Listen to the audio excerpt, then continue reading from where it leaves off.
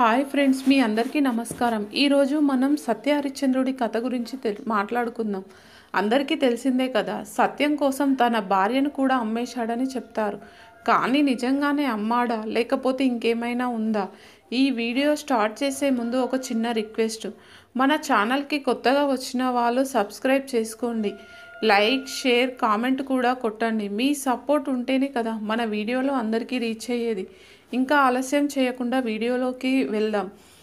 సత్య హరిశ్చంద్రుడు అంటే సత్యానికి నిలువెత్తు నిదర్శనం. సత్యం కోసం ఏదైనా చేస్తాడు, అది కథ. కానీ కథలో ఒక ట్విస్ట్ ఏంటంటే, విశ్వామిత్రుడు సత్య హరిశ్చంద్రుడిని పరీక్షించడానికి రకరకాల ప్రయత్నాలు చేస్తాడు. అందులో భాగంగానే అతని రాజ్యాన్ని, ధనాన్ని, చివరికి భార్యని, కొడుకుని కూడా కోల్పోయేలా చేస్తాడు. ఇక్కడే అసలు కథ మొదలవుతుంది. సత్య హరిశ్చంద్రుడు తన భార్య చంద్రమతిని ఒక కాటికాపరికి అమ్మేస్తాడు అని చెప్తారు. కానీ నిజంగానే అమ్మేశాడా, లేకపోతే ఇంకేమైనా జరిగిందా? కొంచెం డీప్గా ఆలోచిస్తే కొన్ని విషయాలు అర్థమవుతాయి. అసలు విషయం ఏంటంటే, ఆ రోజుల్లో బానిసత్వం ఉండేది.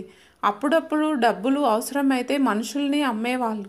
కానీ సత్య హరిశ్చంద్రుడు తన భార్యను అమ్మడం అంటే ఒక రకంగా ఆమెను బానిసగా చేయడం. ఆమెకు సేవకురాలిగా పనిచేసే పరిస్థితి వస్తుంది. కాటికాపరి దగ్గర చంద్రమతి పనిచేయాల్సి వస్తుంది. అంటే డైరెక్ట్గా అమ్మడం కాకుండా ఒక కఠిన పరిస్థితుల్లో ఆమెను వదిలేయాల్సి వస్తుంది. ఇప్పుడు తెలంగాణ స్టైల్లో మాట్లాడుకుంటే, అమ్మడం అంటే డైరెక్ట్గా డబ్బులు తీసుకొని అమ్మడం కాదు.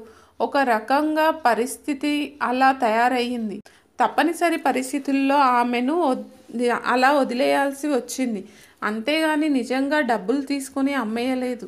సత్య హరిశ్చంద్రుడి కథ మనకు సత్యం యొక్క గొప్పతనాన్ని తెలుపుతుంది. ఎలాంటి పరిస్థితుల్లోనైనా సత్యాన్ని వదలకూడదని చెప్తుంది.